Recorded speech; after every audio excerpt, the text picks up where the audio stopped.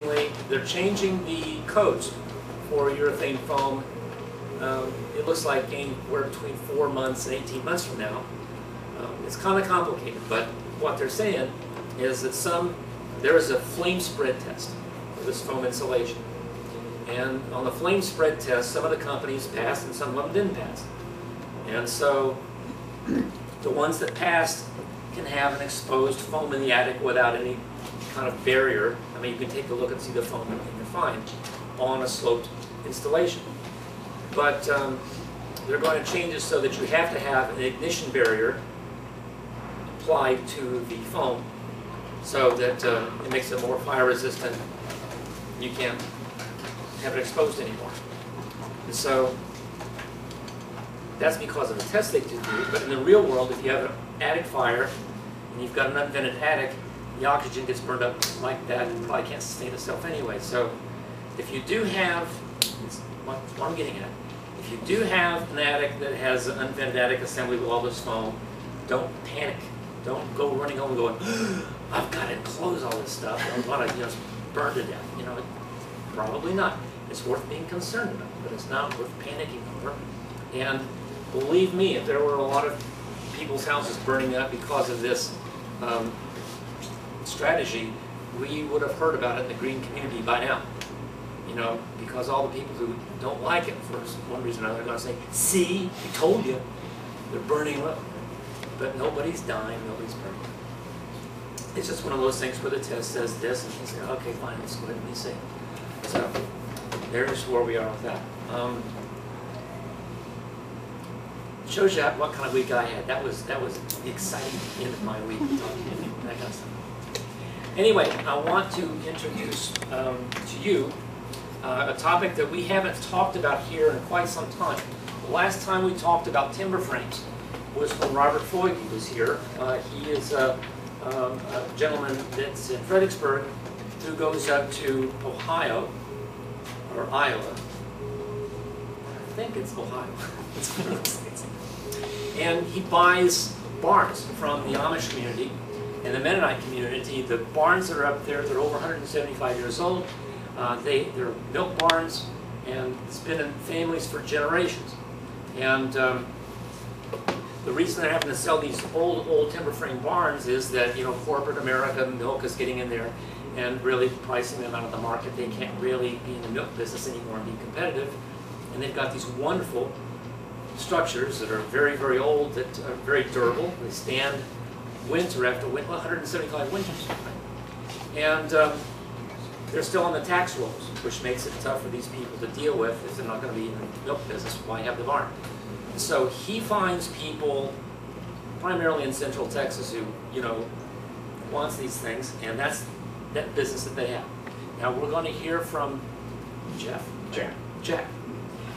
This is a little bit different deal. This isn't existing barns, this is new stuff. But it's the same sort of thing. And it's very important to think of as a category for alternative building. And when we think of alternative building, sometimes we think of newfangled stuff. Space-age chemistry, but some of it is, traditional stuff, like compressed earth block and timber frame. And we've gotten away from timber frames for a long time. But I think we've got a resurgence coming back because of the things that we can do between framing. Right? And this is some smart stuff. But next time you're in Fredericksburg, you can go up and see, the Kairos Celebration. It's a big, huge barn that they've made into a meeting group where they have weddings and receptions and stuff. You can kind of see things that are possible. And so, without stealing thunder, let me go ahead and introduce Jack in from Texas Timber. Yeah, thank you. This is the first time I've been here. I've never met any of you, but I sure appreciate the opportunity to come and speak before you on something that I truly believe in as a viable option for an existing home or to build a new home. Where I come from is from one of those states he was talking about, Nebraska. And I come from, in my recent history, I worked for my dad with Sand Creek Post and Beam, which is a company that builds post and beam barns. Sonia is here today to represent that company and their ranch in Texas. The barn idea came of a number of trips from Lincoln, Nebraska, where my father was living, and the acreage that he wanted to redo the farmhouse and kind of move out to the country, which is a lot of people's dream, move out of the city and do that.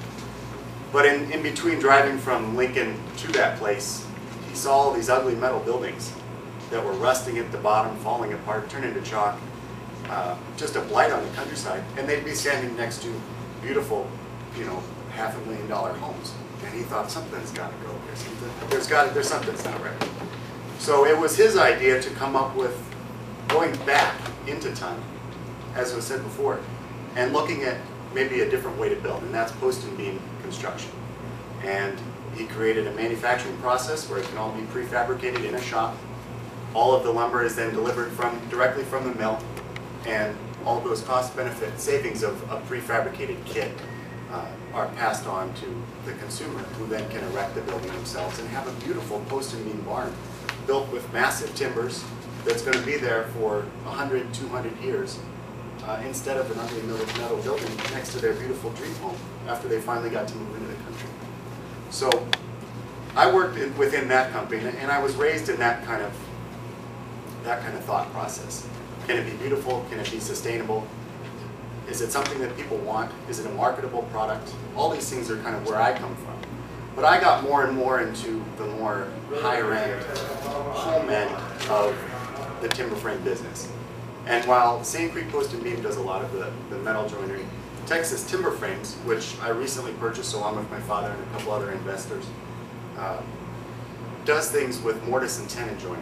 Mortise and tenon joinery is essentially timbers fit together without any metal, without any glue, without anything but gravity and fine craftsmanship. And that fine craftsmanship creates, when two timbers come together, you've got a post and a beam coming in, and there's a hole here called a mortise, and a tenon coming through here from the post, and then you peg it through with an oak peg. And that kind of construction is something that harkens back far into the past. I mean, not 200 years ago, not 1,000 years ago, but Stonehenge time. That's when they started building with post and beam, and the level of complication with the joinery has grown over time. And even some of the things that they were doing before they had nails and standard framing, conventional framing, is far greater than what we may do today, especially in Japan and in some of the most beautiful churches ever made in Europe. But what was brought to the United States was this tradition of masters and apprentices, and the masters passing on this craft without calculators, without computers to do CAD drawings. They would create these beautiful structures. In the United States, many of these structures are barns, and a lot of them are on the East Coast or in Ohio or Iowa.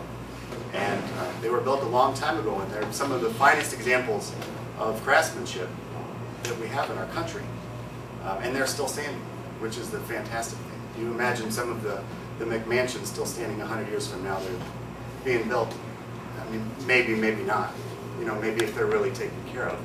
But these structures stand alone. They stand on their own with the strength of the massive timber, with the craftsmanship of the joint, which as the timber is dry, clamps down on itself and creates almost a cement-like joinery. What Texas Timber Frames' role in this was to learn from Ted Benson, who in the late 1970s brought timber framing back to the conversation. After World War II,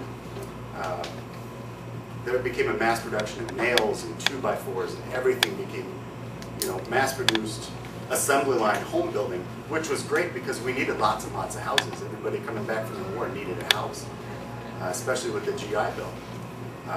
But what was built wasn't very high quality, and that got to be on and on and on for a few decades. And I think there was a rebound from that, from people who were true craftsmen who said there's got to be another option, there's got to be a different way to go here. And Ted Benson was one of those people, and he brought back timber frame. He saw some of these old barns growing up in the Northeast, and saw some of these and said, we can do this. This is not rocket science.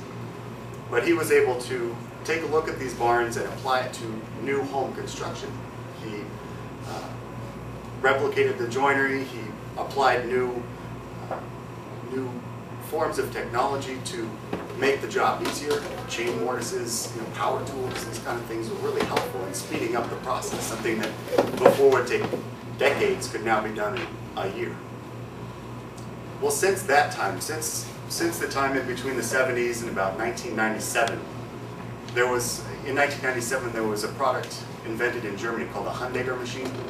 And a Hundegger machine is nothing more than a giant CNC machine. It's 100 feet long, it's got a big box, it's got a saw, it's got an end mill, it's got bits and pieces that will turn the timber. And essentially what it does is it takes a CAD drawing and it takes every piece of that timber frame, programs that to the machine, and you can place the timber into the machine. And the timber rolls through, gets cut exactly to a 32nd of an inch tolerance, and comes out the other side, and then is ready to assemble. So what essentially has happened is, while there are still a lot of hand